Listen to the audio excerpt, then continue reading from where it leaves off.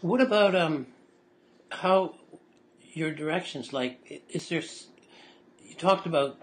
You just mentioned something about evolution in your style and in your approach. Do you see that changing?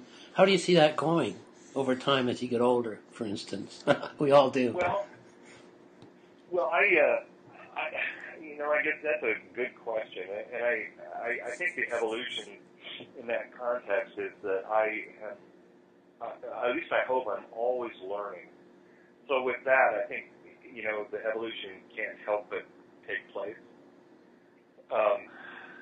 So if I, experiment with something, for example, and I see maybe it works or doesn't work, to me that's all part of the evolutionary process. So, Sure. there's maybe something that I can eliminate, maybe that I was curious about, hadn't tried before. Well, now I know that won't work if I give it enough of a chance to make or fail.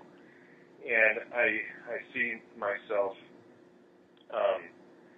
experimenting a little bit more, and some things are kind of exciting. They work. I'm using a lot thicker paint, for example, which is something I didn't usually find myself doing in the past, and I like doing that, and still staying with that fairly representational quality that that I think my work kind of reflects.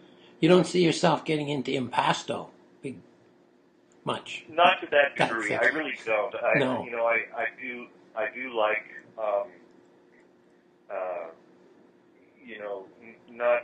not so impressionistic. I really, kind of in that walking that fine line, I guess, maybe between, more realistic representation than, photorealism or all-out impressionism, So Sure. and that's kind of where I'm at. And that's right now where my work is kind of hovering. So. Well, it certainly, I would, looking at